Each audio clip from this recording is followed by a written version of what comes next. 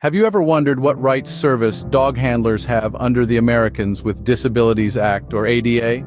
This federal law, enacted in the year 1990, has been a game changer for individuals with disabilities, making our world more accessible and inclusive.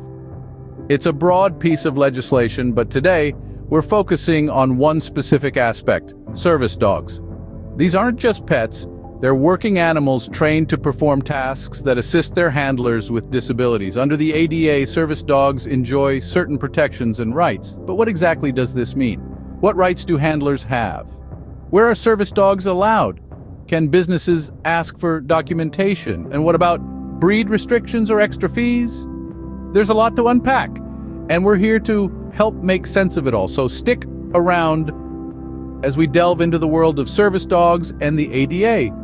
Let's dive into some common questions about service dogs and the ADA. So, are service dogs specifically protected under the ADA? You bet they are. The Americans with Disabilities Act, or ADA, clearly outlines the rights of individuals with disabilities who rely on service animals. A service animal, as defined by the ADA, is a dog that has been specifically trained to perform tasks or do work for an individual with a disability. This could include guiding individuals who are visually impaired, alerting individuals who are deaf or hard of hearing, pulling a wheelchair, alerting and protecting a person who is having a seizure, or performing other duties. It's important to remember that these dogs are not pets. They are working animals. The ADA requires that service animals be allowed to accompany their handlers in all areas where the public is normally allowed to go. So yes, service dogs are indeed protected by the ADA. Where exactly can a service dog go under the ADA's guidelines? Now that's a question that's frequently asked. Under the Americans with Disabilities Act, service dogs are allowed in all areas where the public is generally allowed to go. This includes places like restaurants, movie theaters, schools, and even hospitals. Businesses, both large and small, are also required to allow service dogs. Whether it's a local grocery store or a big box retailer, these establishments must permit service dogs to accompany their handlers. But the reach of the ADA extends beyond just businesses and public spaces. Government facilities, too, fall under these guidelines. This includes federal buildings, state and local government offices, and even polling places during elections. So, whether you're grabbing a bite to eat, shopping for groceries, or casting your vote, your service dog has the right to accompany you. Basically, a service dog can go anywhere their handler goes. Can businesses ask for documentation or identification for a service dog? Now, this is a question that often pops up, but here's the thing.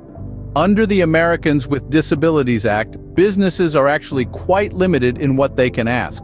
They can ask if the dog is a service animal required because of a disability and what tasks the dog has been trained to perform, but that's about it.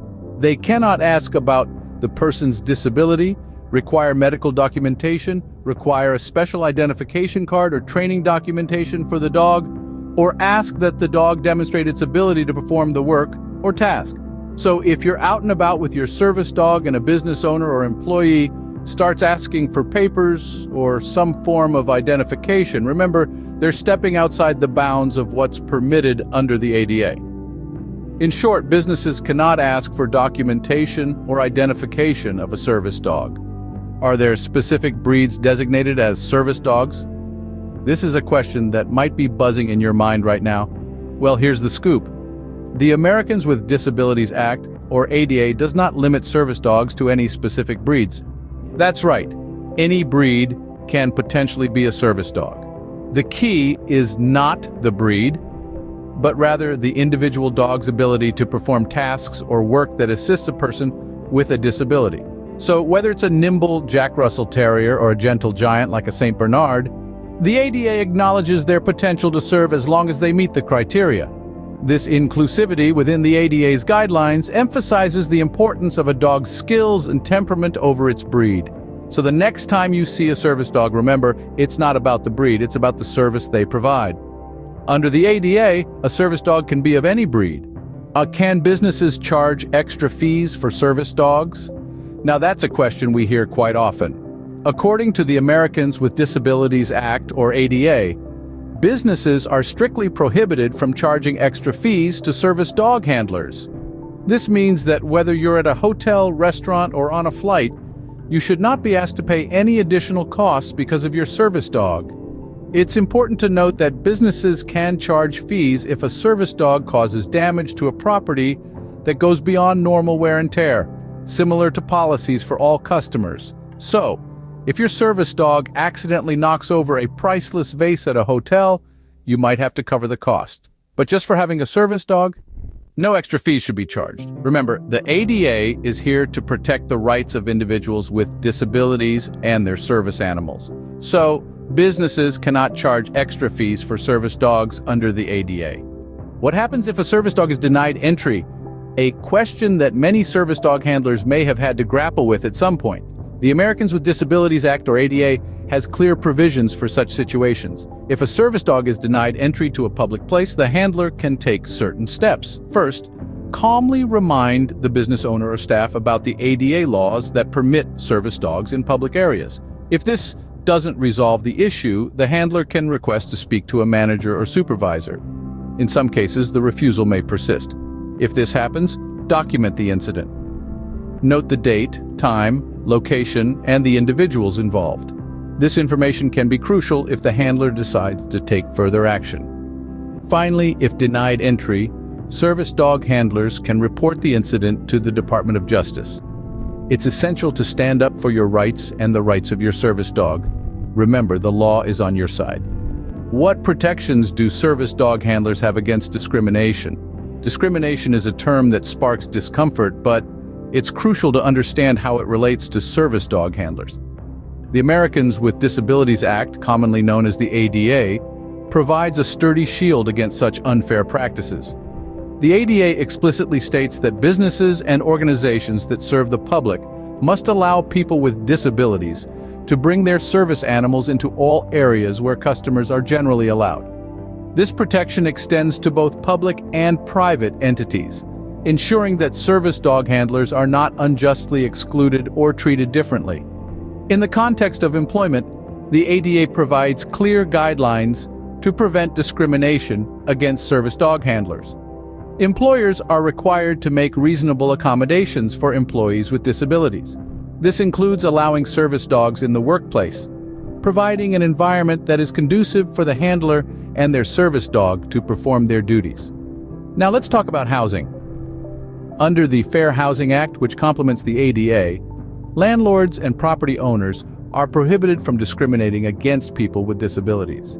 This means that they cannot refuse to rent or sell housing to a person because they use a service dog.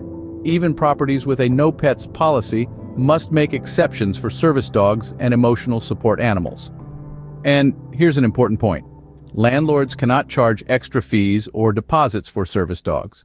As we can see, the ADA and related laws offer comprehensive protections for service dog handlers against discrimination. They ensure equal access to public spaces, workplaces, and housing. They affirm the right of individuals with disabilities to live independently and participate fully in all aspects of life. It's important to remember, though, that these laws are not self-enforcing. Vigilance and awareness are necessary to ensure that rights are respected and discrimination is challenged. If a service dog handler feels their rights have been violated, they should reach out to the U.S. Department of Justice or a disability advocacy organization for guidance and support. The ADA offers robust protections for service dog handlers against discrimination. So let's recap on what we've learned today. The Americans with Disabilities Act, or ADA, provides robust protections for individuals with disabilities, including those who rely on service dogs. These dogs are not just pets, but essential aids for their handlers and are protected under the ADA.